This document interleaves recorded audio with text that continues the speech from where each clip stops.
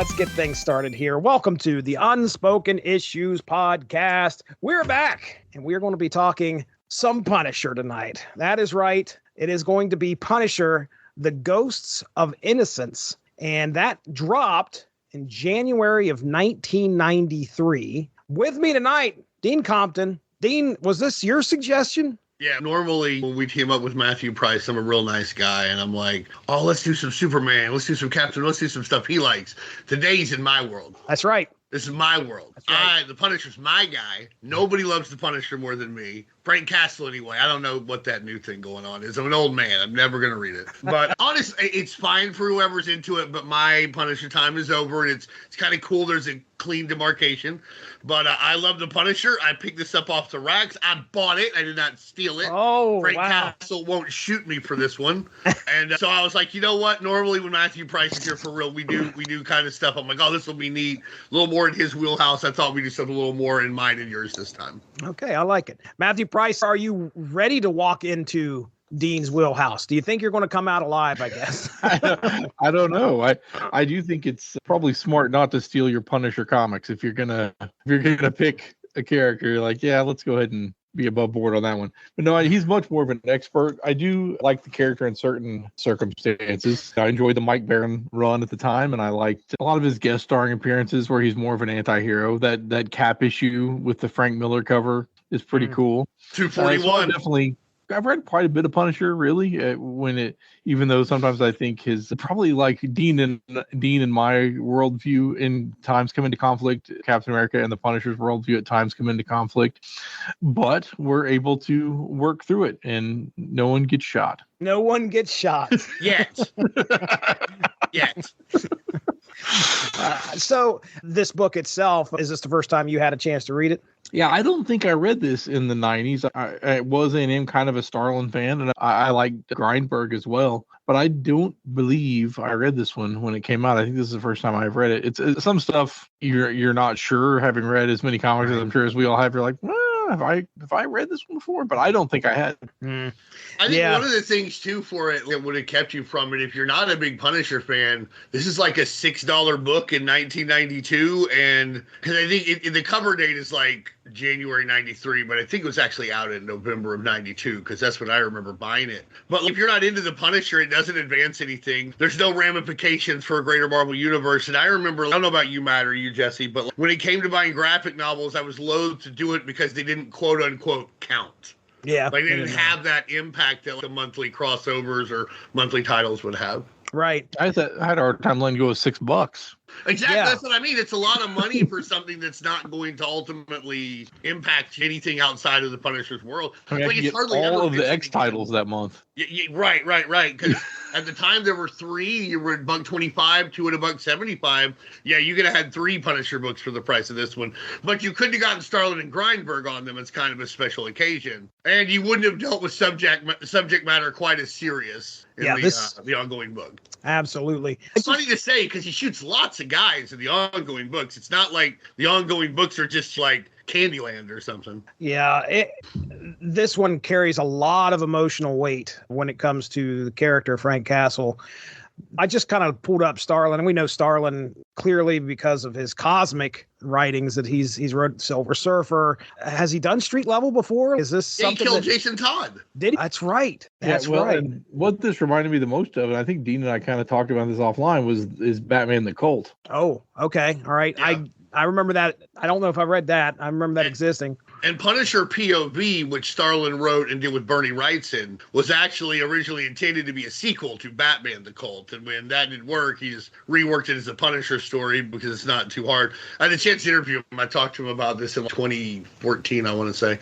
And yeah, he reworked it. And this feels very much in that vein of POV Batman the Cult. It's kind of a very serious look at real world ramifications for urban level vigilantism, which, as much as I love the Punisher, I'm not one of those people who's like, man, it sure would be great if the Punisher was real. No, that's not a way to solve problems. You can't blow up a social relationship. At the end of the day, this is not, Frank Castle is a psychopath on some level. And while I respect him and think he's great as a character, he's not great as a modality for solving social conflict. Agreed. The As far as Grindberg, you guys recognize that name at all on other books? Yeah, we did a run on Silver Surfer. He was kind of around, I think, even in the late 80s. He was a little bit Mignola-esque, I think, for a while. I think he's maybe a little more Buscema in this book. But yeah, he was sort of, and I don't know what his current status is, but he was a guy that's kind of on the precipice of being a big star. But I don't know that he ever quite broke in as being huge. But he had some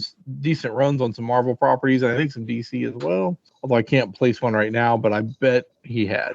Yeah, I just pulled up his... as a penciler, he was on Firestorm, the Nuclear Man, for about 6 issues back in, what was that, 89. So as far as DC properties go, he has his hand in Batman, Checkmate, a few issues there. But then more towards the later end of what's listed on Mike's Amazing World of Comics looks to be like in the late 90s, him went and did Aquaman 1 million, Superman. He did some Superman issues here and there, some Action Comics. So he went to DC quite sporadically, and then it looks like he finished out his career there, or at least according to what I'm seeing on Mike's Amazing World anyway. He was like a guy who, in sports terms, who comes up like Grady Sizemore for the Cleveland Indians then, came up, had like 4 big years. There was like, this guy's going to be a Hall of Famer. And then just, in Grady Sizemore's case, he got injured. It didn't work out that way. I don't know what happened with Tom Grindberg, but it seemed like he was going to make a big step that just never made it. And that's not talking about talent. That's we're talking about perception and level of stardom in comic books. Obviously, his talent is off the charts. This is some amazing stuff. But yeah, it seemed there was a time where it seemed like he was going to make a step from that B+ to A level. And I don't know, as far as notoriety, I don't know that he ever quite made it. And I'm not sure why, but I'm glad he did this work. Yeah, absolutely. Let's go ahead. Let me get through the rest of the creative team here. Lettered by Philip Hugh Felix, colored by Steve Olaf. That's a name you're going to recognize. Man, that guy, busiest man of the 90s. No kidding.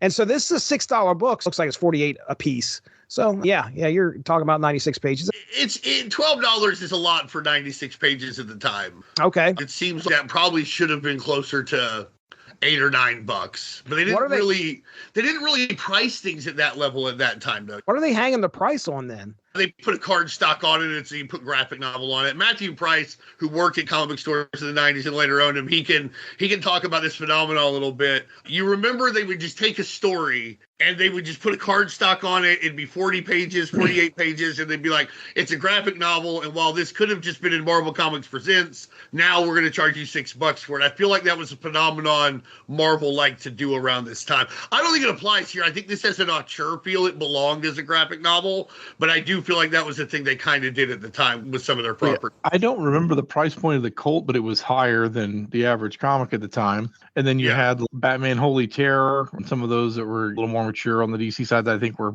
maybe $5. Yeah, the Elseworld stuff. The content of this being so dark, they may have just been like, well, we're going to put $7 on it or whatever. Right. And that way kids aren't going to pick it up except for Dean for some reason.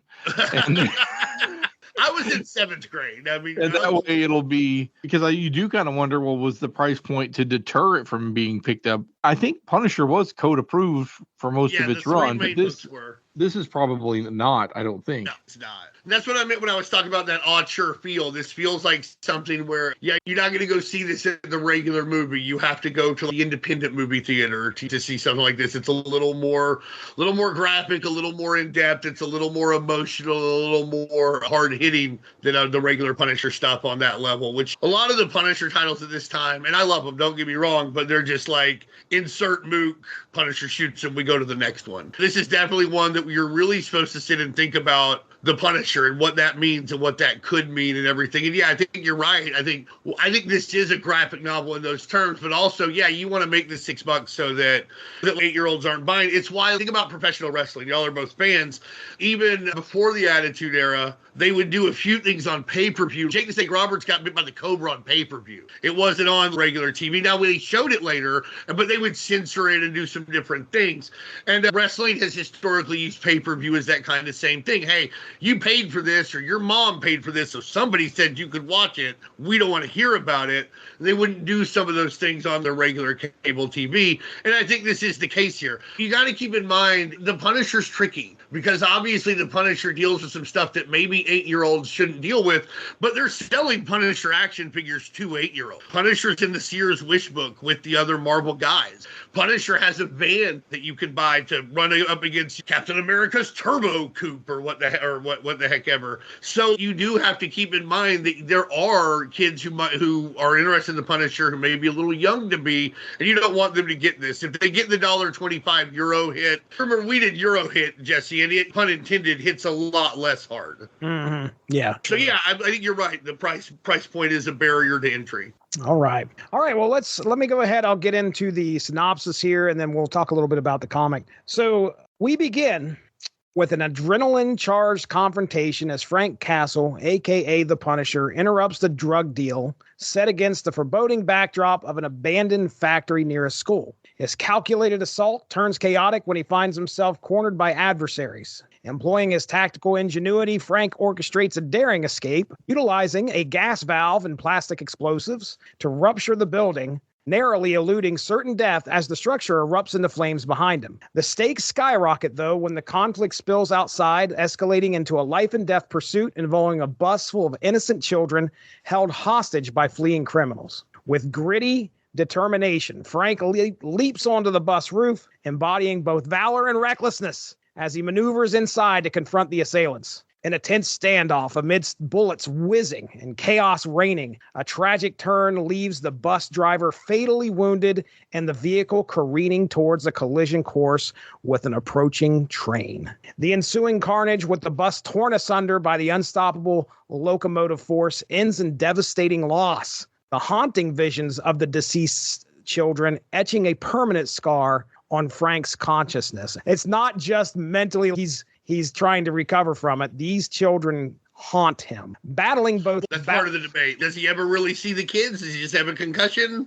Yep. It doesn't definitively answer it. Right. Battling both physical wounds and the haunting specters of innocent lives lost, Frank's pursuit of justice to find and kill the man nicknamed Snake that left the bus just before the accident leads him into a confrontation with the notorious Kingpin, recklessly storming into the heart of the criminal empire, guns blazing. The relentless pursuit takes its toll on Frank, the unyielding ghosts of the innocent slain haunting his every step. Despite a blood-soaked and valiant attempt to confront Kingpin and avenge the innocent, the criminal mastermind eludes his grasp, leaving Frank battered, bloody, and emotionally shattered amidst a fleeing helicopter with both the Kingpin and Snake on board. Overwhelmed by blood loss and the weight of his perceived failure, Frank succumbs to a catatonic state, resigned as the police swarm in to apprehend him. In the gripping continuation of the narrative, so this must be where issue 2 picked up. That is, exactly. Takes a haunting turn as Frank lies motionless in a hospital, grappling with an existential crossroads. Haunted by visions of his deceased family and the children lost, Frank lingers between the realms, contemplating a reunion in death. However, his internal battle takes a tangible form when an orderly, manipulated by the Kingpin, attempts to snuff out Frank's life using a pillow to suffocate him. Fighting against the encroaching darkness, Frank defiantly resurfaces from the brink of death, determined to continue his crusade for justice, incapacitating the orderly and escaping the hospital as the ghosts of the innocents and his family linger on in the periphery. Frank's resolve solidifies, driving him back into the fray, tirelessly pursuing Snake, the elusive criminal linked to the tragedy. In the escalating tensions, Frank's determined pursuit forces a reckoning with the Kingpin, escalating into a deadly game of cat and mouse. With explosions, calculated attacks on Kingpin's operations, and the escalating confrontations, the Punisher becomes an ever-present thorn in the criminal empire's side.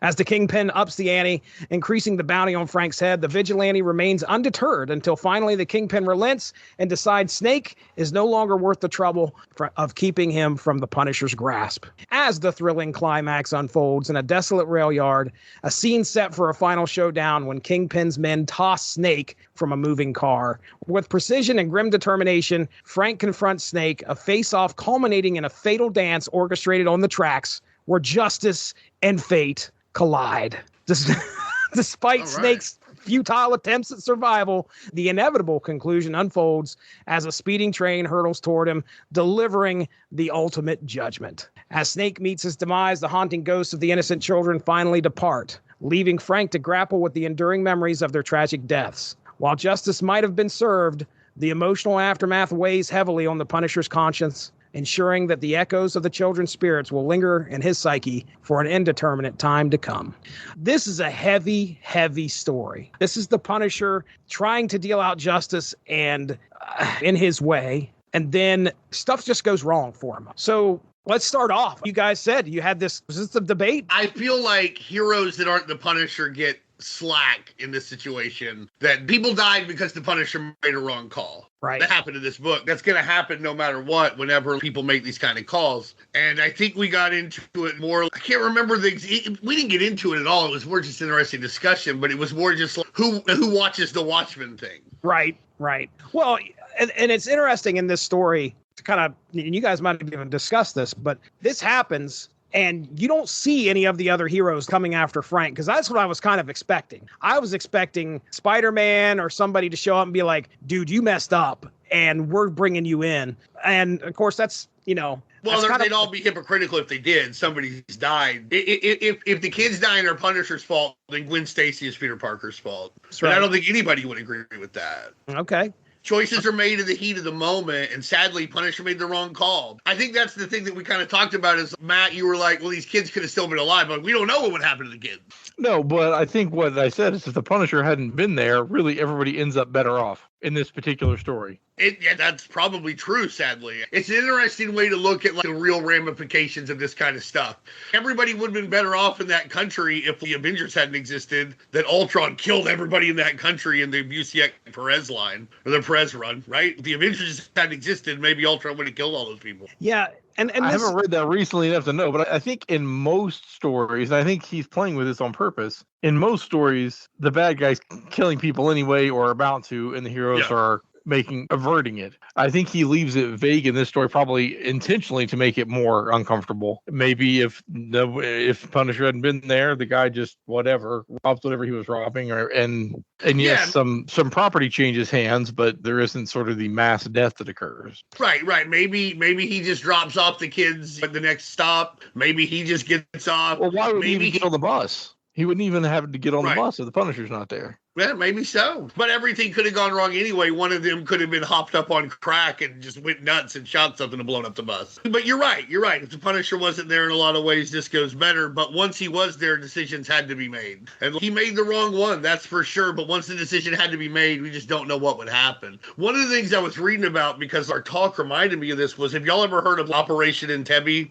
No. I don't think so. Well, this Palestinian terrorist group hijacked a plane and they flew it to Uganda, where Idi Amin, the dictator at the time, was like, he liked him, so he was just going to do whatever. So Israel made a decision to send in a bunch of commandos and free the hostages and take them back. Well, 3 or 4 hostages died by commando fire, but it was a decision that had to be made at that point. Yeah, they had 106 hostages, and we don't know what's going to happen. Maybe they would have let them all go if Israel had agreed to their demands. Maybe they wouldn't have.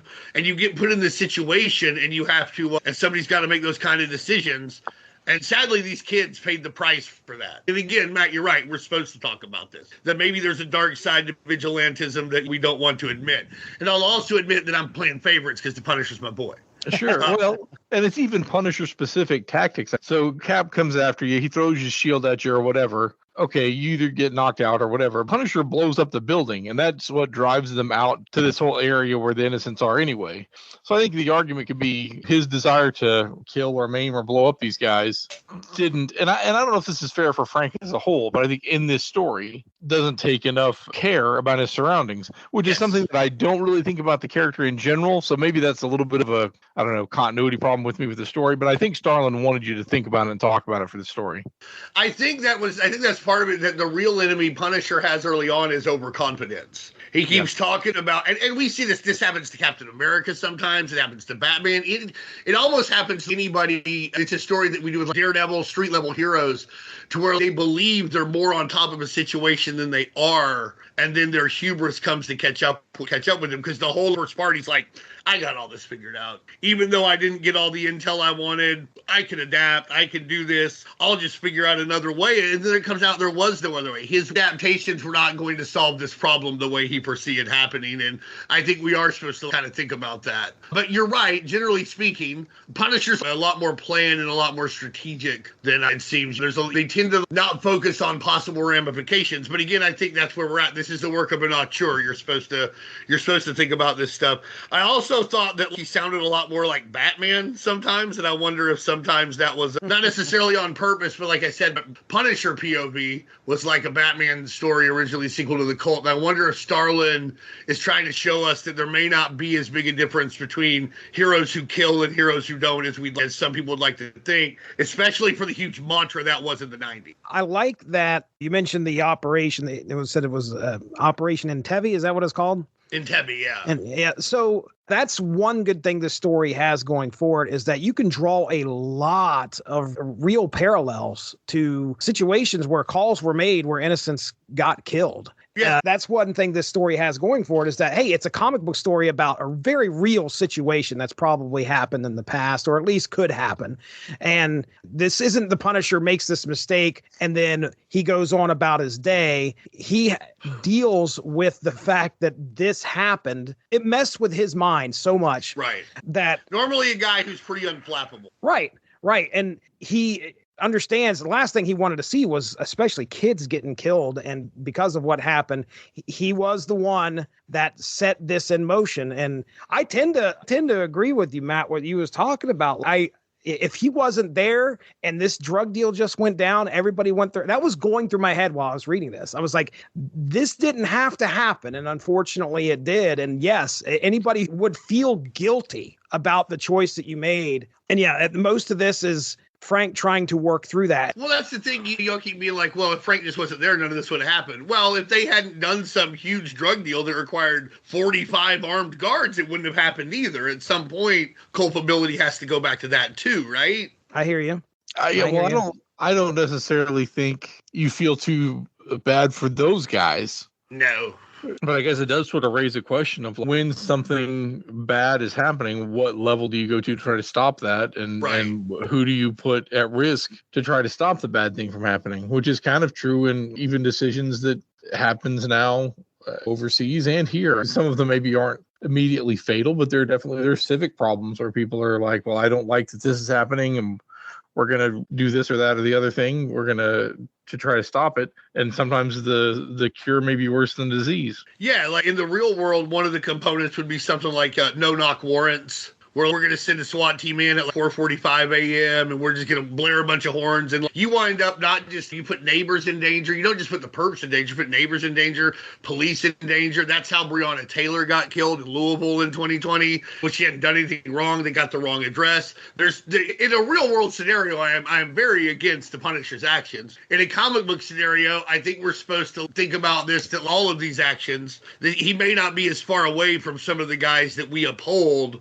as virtuous versus him, because their actions could lead to this just as easily. Whenever somebody possibly does something without thinking about the ramifications, you could wind up with a bus full of dead kids. The other thing is, but what could have happened? We just don't know. It's one of those weird things where I think this is Punisher's responsibility, but not necessarily his fault. The fault is the guy got on the bus. If the guy doesn't get on the bus, it's all different too. All of this. At that point, he made a call, a really cool, I'm running across a parking garage and jumping out from 3 stories up on top of a bus call. Once he makes the call, it all goes wrong. And I think that in a superhero world, these calls are made all the time without us thinking about what that really means.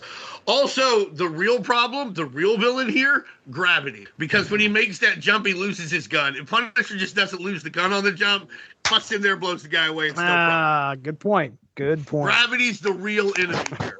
and then the kids are just traumatized, but they're alive. They're alive. Hey, listen, it's somebody who's been traumatized. You can overcome trauma as long as you're alive. There you go. But you can battle that. But yes, that would lead us to ask a bunch of different questions. And again, that's a Punisher story I'm very interested in, to be honest. I would read Punisher Trauma, and it was just the people he saved dealing with the weirdness he dealt with being saved by this brutal force of vengeance. You could do the same for Batman, to be honest. Oh yeah, for sure. Batman saved me and almost wished I'd gotten mugged.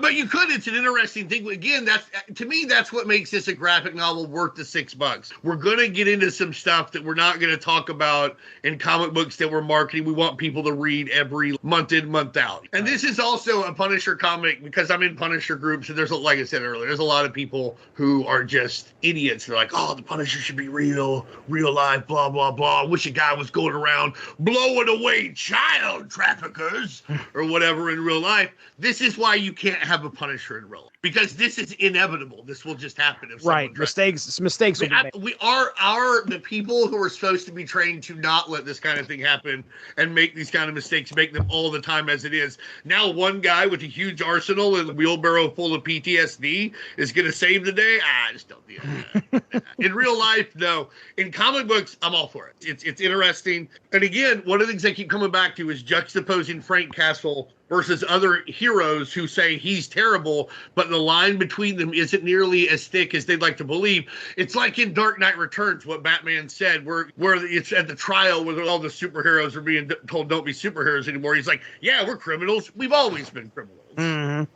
I want to talk real quick about the Punisher and the Kingpin, it's a fun relationship to see that happens in this book. So Matthew Price, tell me what you thought here, man, of the Kingpin showing up, being a part of this, and Punisher taking a run at him, and some of the stuff, some of the fallout too. Yeah, that was one of the more enjoyable parts of it. I thought was the Kingpin and him kind of raising the stakes, and then Punisher kind of doubling down, and which of us can be more stubborn in our resolve to do this the way that we want to do it. So I like that part. And then the Kingpin eventually is just like, you know what, I'm cutting my losses here. So a businessman at the end of the day. Right, yeah. Dude. Right. That's what I think. That is what you kind of saw how they were similar in character and then how they differed in character at the end when they're like, okay, ultimately this is a business and it's not a crusade. And Frank is like, ultimately this is a crusade and not anything that makes any logical sense to anyone. So I will take this farther than it logically should go because it is not about anything logical to me. It's true. So yeah, so I liked the Kingpin showing up, and I liked kind of their tussle there through intermediaries. There is a moment in the book where Frank is just in straight up all broad daylight in us get up, guns in hand, walking into the Kingpin's building, and he just doesn't care. That is a great moment to watch him just stride in there. And of course, he's taking people out left and right, but no matter what, he's got to go to the next floor and then the next floor. It's this massive gauntlet until finally he gets all the way up there, and the Kingpin's already out the door. He's already on the helicopter as soon as Frank walks into the office. And by that time, he's beaten and bloody and just falls down. It's similar to the PC game, right? He just goes. Did you play that game? I'm sure you have, Nate. The 1980s Punisher PC game where you just got to go floor by floor. I've seen it, but I've never gotten to play it because I didn't have a PC. I need to play it on DOSBox. But yeah, it's like elevator action, but the ante is very, very. Yeah, honestly, this is Grindberg shows off during this part where it is delightfully violent. And I think this is another thing you're supposed to think about. A minute ago, you were like, how can these things happen? This is terrible. Now you're watching Punisher cut through these guys like butter. Like, yeah, get him, Frank. He doesn't kill the mailman, but is there a janitor on the other side? Is there a guy who's just like doing some TPS reports? He actually works for the spice part, right? He's like, goddamn, the paprika's up. We're losing our shirts on paprika. And the Punisher accidentally wings him. All of a sudden, you've forgotten that that's a possibility because you're so caught up in how cool and awesome this. And Frank's right. It's also the argument. Here's the thing: is Punisher seeing these kids? Are they ghosts? Is it metaphysical, or does he have a concussion? I don't know about whether he sees the kids or not, but he definitely has a concussion. The medical guys say it later, after he gets picked up by the cops and he's taken to the hospital. But also earlier, Frank's like, I think about everything. I'm cold. I'm calculated. I got this all figured out. He gets back and he's like, well, gas up the van. I'm going right to the front door. What is it, 3:15 p.m.? I'll just walk in here with an M60 in my hand. And it was so decidedly not him. You know he has a head injury. This just isn't something that he would contemplate or anything. It's also against... They're going off the Mike Baron template after the Kingpin Rules storyline, which is that Punisher and Kingpin have an uneasy ceasefire. It's not a truce. We've all read Gang War and Amazing Spider-Man, right? If Kingpin is gone, there's going to be a lot more violence in New York City and up and down the coast, because now all these guys will start scurrying for position. Yeah, Hammerhead wants his all of a sudden. The Slug will be the new Kingpin or whatever. So I'm going to kind of leave you alone, and you kind of leave me alone. And he goes against that here. But yeah, him going up there, it is going up the tower just straight up. It is beautiful. It is terrific Punisher, grade A. This is part of why you're here too. You're like, I want to do some thinking, but let's see some mindless shooting for. Oh yeah.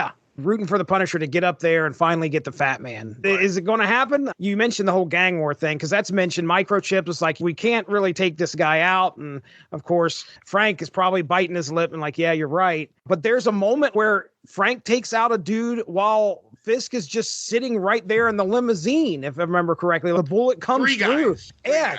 Takes him right out in front of him, and Fisk is just sitting there, I'm sure, just pissed that he... Well, yeah, because he was going to arrange the law, that they were on their way, because I'm going to... he's like, I'm going to meet 3 assemblymen. There's some legislation I want passed in Friday's setting. Now he can't go. He's going to be here for 5 hours, having to explain why 6 people just got shot around him and how last week his whole building got shot up. It's a good thing he owns part of Damage Control, right? Because he's back in business 10 minutes after his whole building is blown to. He's just back. No big deal. We're just doing the Fisk Tower. We'll just keep going. Yeah. So yeah, certainly that's Frank's game. After his run-in with his family and a crazy orderly, it's time for him to, if he can't kill Kingpin, he's going to make Kingpin reconsider this business decision. Oh yes, it is becoming extremely costly. It's a game to you. Well, I'll win this game. Yeah, because you think you know the rules of this game, but Punisher's the one who's actually making the rules of the game. It's like Roddy Piper. Just when you think you got all the answers, I'll change the question. Right.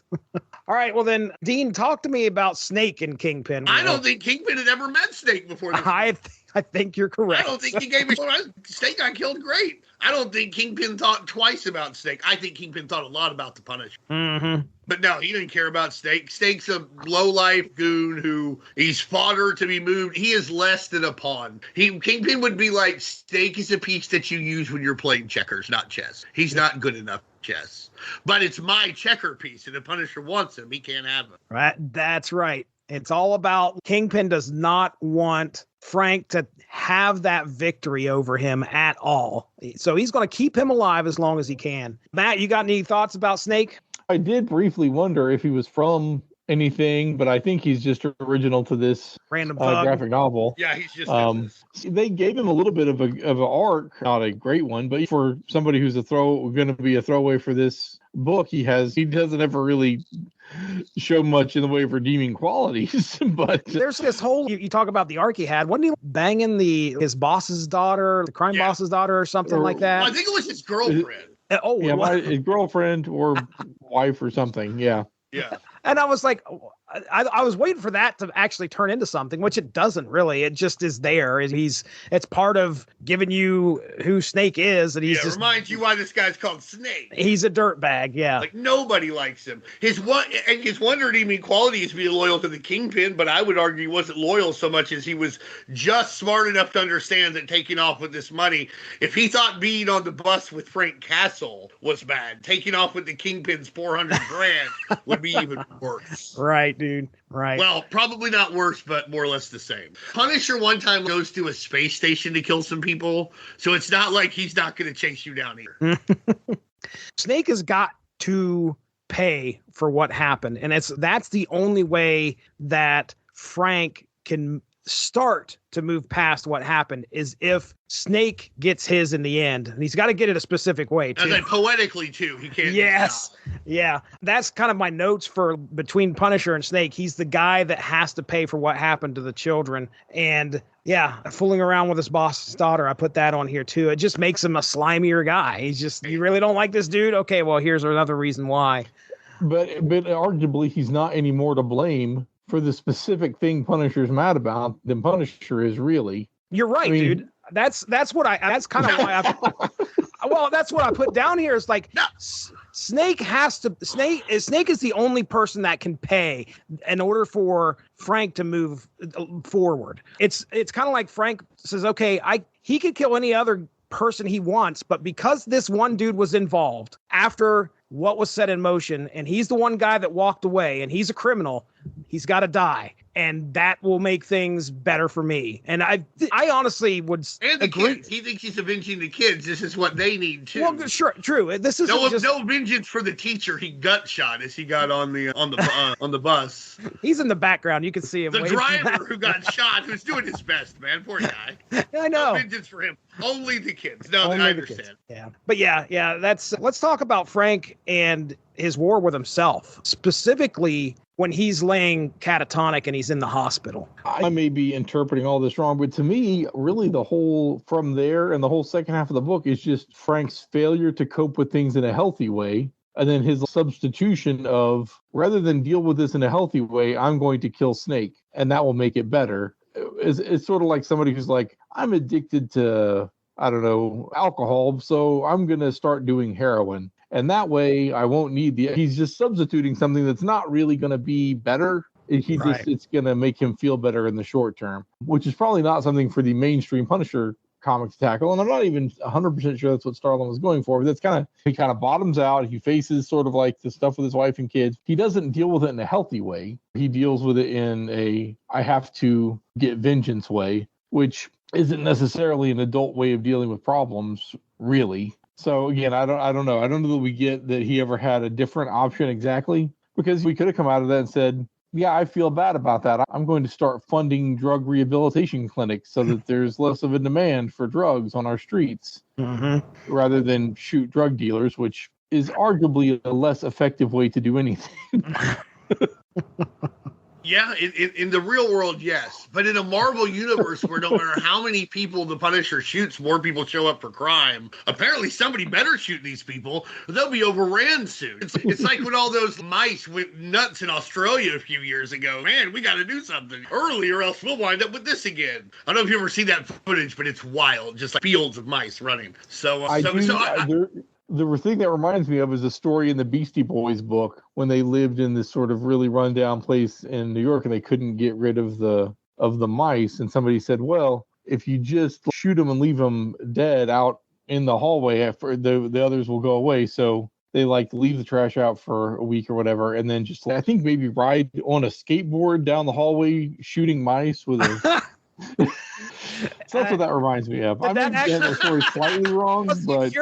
There's no way that stopped the mice from showing up, did it? I feel like they felt like it solved the problem temporarily. Okay. They probably made money and moved out of there pretty soon after that. But yeah. It was at least cathartic, right? I'm probably getting that story wrong-ish, but I just sort of remember in my mind's eye Beastie Boys skateboarding down the hallway, blowing away mice. Mike D, rodent punisher.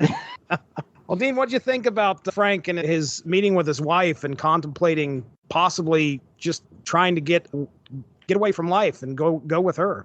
It's hard to blame him. Like he said, he goes, life hasn't been great to me lately. It really hasn't. I know he's killed lots of guys. One of the things that the people who are very pro Frank Castle wish he was really solves problems is he's the first to tell you, this sucks, right? You know this is terrible, right? You shouldn't do this, and I'm not going to let you. I can do it because character. It's one of those things where it's not like he just super enjoys his life. He is dealing with this tragedy very unhealthily. But also an important aspect of this was when he said, when Maria was talking to him, and she's like, I always thought your desire to do good outweighed your love for us. And I think in Punisher's mind, he genuinely thinks that he is doing good, and this has to be done.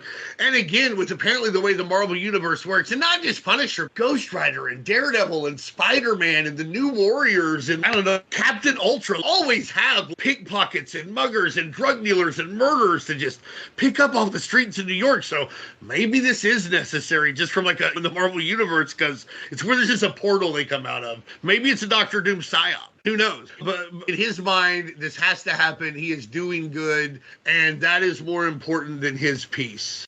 Yeah, I'm glad you mentioned that quote from Maria, because to me, when I read that, your sense of what was it again? It was your desire to do good is stronger than the love for her and the kids. And I don't know why. I thought that was a really rough thing to say. And of course, that also kind of folds in with the fact that is this actually Maria's ghost coming to him and talking to him? Or is he dreaming? And this is own way. Concussion side effects. Yeah, and this is his own way. Did Cyberdata put it in him? Is this Look out. Cyberforce plot? Is Cyberforce about to show up, Jesse? Will Impact be here soon? Oh, if Impact showed up, I don't know what I would have done. If Impact would have shown up, he would have ran through the bus. And the kids would have died much more gruesomely, sadly. And we'd have a different story. That's true. I shouldn't make light of that. These are fake kids, but really, kids died. No, it is not. But yeah, Impact showing up. Oh my goodness, this would have been number one. Next time I did a season or a year-end review show, this would have been the number one book. Cyberforce, Ghosts of Innocence. But yeah, when I was reading that, I was like, man, that is a really rough thing to say for the Punisher to have to kind of deal with. I don't know if there is something that you could tell me that I love more than my own kids and my wife. And to hear that come out of the person that you love's mouth, it was just something, it almost kind of didn't land with me, right? Because I always saw Frank as the guy who was driven by what happened to his family that he loved so dear. Right. Not just a sense of good versus evil. Oh, I've got to avenge them because it's the right thing to do. It's more along the lines of like, I love them so much, they've been taken away from me. And now I don't have them anymore. Somebody's got to pay. So yeah, one of my notes specifically because of that was, is this Frank actually just realizing that about himself? Is that his way of working that out? Oh man, maybe I do love justice more than I loved my kids. Isn't every superhero like that though? You could argue that Peter Parker loves being Spider-Man more than Aunt May. It would have been a lot easier for him to not be Spider-Man. For Aunt May's on the verge of a heart attack because the Prowler's about to kill Spider-Man and she didn't know where Peter Parker is and all this. His desire to do good in the memory of his Uncle Ben is more important than his love for Mary Jane. I bet she'd like it a whole lot if he would just stop being Spider-Man, right? I think it's different with Superman because he seems so invulnerable or whatever, but I think that Daredevil and Karen Page, this happens a pretty good amount with superheroes and their significant others, and it probably should, unless you're Green Arrow and Black Canary, where you're both just kind of doing it, because it's one of those things like, do you love this more than your wife and kids? That's probably not the way to put it so much as Frank Castle. It's not that he loves being the Punisher more than them so much as he is the Punisher. Peter Parker just is Spider-Man. Matt Murdock just is Daredevil. It's hard to separate. It's probably an unfair thing to say, even if it's somewhat true, because that's how people in our lives, our real lives, can feel sometimes. Because sometimes who we are can make them feel like we love that aspect of ourselves more than our loved ones. And that's something that everybody has to watch out for and deal with. Thankfully, Frank's head trauma goes away, so I guess he doesn't have to deal with that anymore for a little bit. But that's another thing. I think there's a lot of these two books, and I'm kind of a meta guy, and I read this a lot differently now than I was in 7th grade. I think it's a lot more nuanced, but there's a lot of things here in this book that y'all are noticing. I think it's interesting to apply this to the greater spectrum of superheroes. And this would be one of those moments where I'm like, they all kind of do that, right?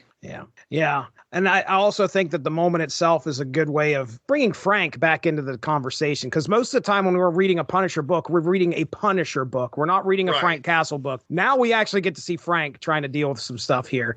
And I don't know how common that was back in the 90s. Most of what you're seeing, and you'd probably know there, Dean, but most of what you're seeing is Punisher going up against somebody and Punisher being Punisher. But when do you see Punisher being Frank? The good news about the 90s, particularly up until 94, and again, Matt was there, so you can attest to this, whatever Punisher you wanted, you could get. There's 3 ongoing series. There's back-to-school specials, Christmas specials, summer specials, at least 3 or 4 graphic novels a year. He's guest starring in everything. So if you want an introspective Punisher, you could find him. If you want violence-only Punisher, you could probably find him. I'm sure that sounds about right, Matt. He was in a lot of books, and there was some variance in how he was treated, although I think, to Jesse's point, they were more they definitely 80s movie style. But there were different. They had him in these high end. They had him in the magazine. They had him in the regular comics. So they had different. He was in Terror Incorporated. He did appear in Terror Incorporated. Yes. Sadly so. All right. Well, the last thing I have here on my list is let's talk about our favorite moments in the book. There's a few for me. I'll go ahead and start. I think it's the very end when the ghosts finally disappear, but Frank understands that they may be gone, but he's always going to be thinking about them. And yeah, again, it's another thing that feeds right into the emotional impact of this book, the heaviness of this book, that these are not deaths that, yeah, you're not going to see them. Most likely these kids are not going to be brought up again in continuity, but I don't think they are at all. yeah, this is something that will stick with Frank. And that's what makes this story so impactful, is that it happened to him. And he's saying right at the end of this book that he'll never forget it. So each time you read a Punisher comic from there on out, if you've read this one, you could be thinking, well, all that weighs on him still. So sadly, it's the only way his family gets bigger now. Any failure he has becomes part of this family that compounds his trauma, and then that leads him to do more killing, which will lead to another mistake, which then something bad will happen. So there'll be more trauma until he does whatever Jason Aaron did to him. That is it. Whatever that was, I don't even. Get the shovel. So yeah, I need one of those big helicopters. What dropped the dirt on the forest fires? Oh, I'm past the shovel.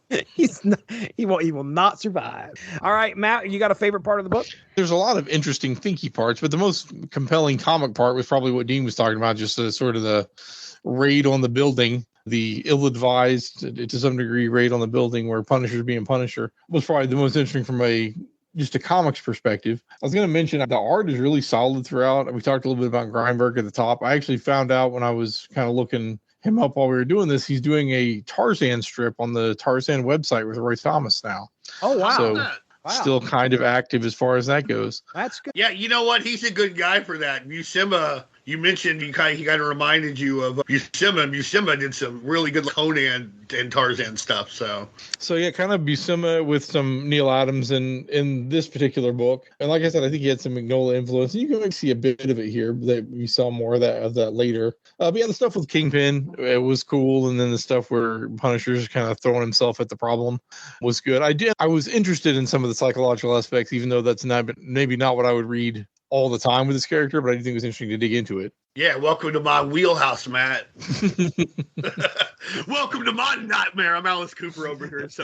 Matt's up against the window like, let me out of here. Right. Well, usually when I do read The Punisher, I am more in a Sylvester Stallone, Jean-Claude Van Damme kind of mood. Right. Yeah. Right. Let's just punch and kick and see what happens. That's more the mood I'm usually in if I go to The Punisher, as opposed to having him cover all the aspects here. But this was a much more deep. And does it completely work? Are there some flaws with it? Maybe. And I think it's good that they kept all the other heroes out of it, because obviously if you start thinking, well, this guy's met up with Ghost Rider a ton of times, I don't know why he's that worried about ghosts. Right. That sort of thing would pull you out of it. But I think if you kind of keep it siloed kind of unto itself as more of a crime novel with maybe a supernatural element, but I think it's more played just as a concussion and dealing with untreated trauma. Yeah. All right, Dean, how about you? Favorite part of the book? This is honestly one of my favorite Punisher stories. It's hard for me to pick. I think it's hard for me to pick a favorite just because I think it is something that, Matt, like you were saying, Matt, I think it's something that proves that Punisher can be used all kinds of different ways.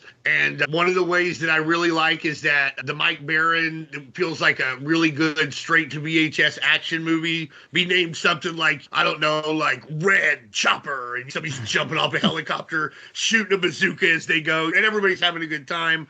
But it works also when like you said, there's a lot of thinky stuff, not just as applied to our real world and approaches to law enforcement and vigilantism, but also comparing these, again, I come back to a wider spectrum, comparing Frank's actions to superheroes.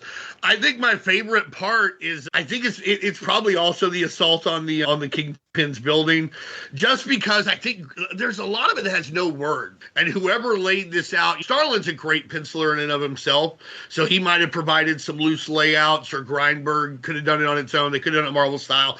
I don't know. When I interviewed Jim Starlin, I forgot to ask him about it. I focused too much on Punisher POV. I should have asked him. He doesn't do interviews very often anymore, so that ship's probably sailed. Jesse, it's up to you. But the storytelling there's great. There's not a lot of words as he's going up until the very end when he's like, watch this, I'm going to savor this part. But it's just, it made me feel like I was a part of this violent firefight that came out of nowhere. This is an office building. It's 3:30 p.m. It's Manhattan Island. It made me feel like the day had been disrupted incredibly. I do like the very end, though, where he shoots a snake in the legs with an M1 carbine while mocking his Uzi. It's very funny. He mocks Uzis a lot here, but in other books he loves Uzis. I think writers just know a gun and then decide whatever they heard last about it, that must be what the Punisher thinks about a gun. The only canonical thing that we know about Punisher and guns is the Punisher Armory, 100% all written by the same guy. So we can say That's what he really thinks about those guns. I also love the cover for issue number 2. It has a very Punisher 2099 feel. Mm-hmm. It's red outlined, and then there's the red, and there's a railroad crossing behind it, so there's the red lights and stuff. And so for whatever reason, if I don't look at it closely enough, I'll be like, what Punisher 2099 comic is that? And it's not one. It's Ghost of Innocence 2. Can I also say that one of my favorite, I think the most underrated character in this thing is the Kingpin's right-hand man. He is the whole time right. He's like, just let Punisher have this guy. Just let Punisher have this guy. This guy sucks. The whole time, he's just like, this guy sucks. The Kingpin needs to get some better henchmen. He should try the guy from Madison Square Garden with the knife, because that guy already has a knife, so you're already saving money. He already has his own tools, right? And I don't think that he really wants to kill so much as he wants to have fun. So he's a really good guy to go collect the money. Snake's an idiot at the very beginning of the thing. He kills some guy who owes him money. That's the first thing you learn. You don't kill the people who owe you money. Now they can't pay you. The guy from Madison Square Garden would just cut him a little, or maybe hit him with the other end. He knows what's up. Glad he made an appearance tonight. Yeah, I mean, I agree. Those are some great covers. Some great covers on the book, and you probably, I don't know how findable these are. I don't think they've been reprinted, but they're not super hard to find. But I think you got to pay 15 or 20 a piece for them now. Oh, really? Maybe 10. It's a condition. If you want a reader, you can probably find them for $5. Definitely worth discussing, I think, if you're into discussing, I guess, the psychological layers of superheroes. But I think also be aware that it's not maybe a typical Punisher story from that era as much. Definitely suggested for mature readers. For sure. And I don't mean because there's going to be boobies like when you're watching Cinemax at 11 p.m. in 1989, right? There's some heavy stuff that you have to think about. And I think that, I don't know that I realized how much this was probably affecting me when I read it in 7th grade. I read this right before my dad killed himself and stuff. And so I think that it's weird how I can remember after Dad died thinking about this comic book a lot and not knowing why. But in hindsight, now reading it now, and I've read it a whole bunch since, my trauma somehow connected to this. I was going through a thing, and I know this is a little heavy, and I'm sorry, but my dad's suicide was like my fault. And I felt like this because I didn't call him on the day that he did it. And I normally called him every Saturday.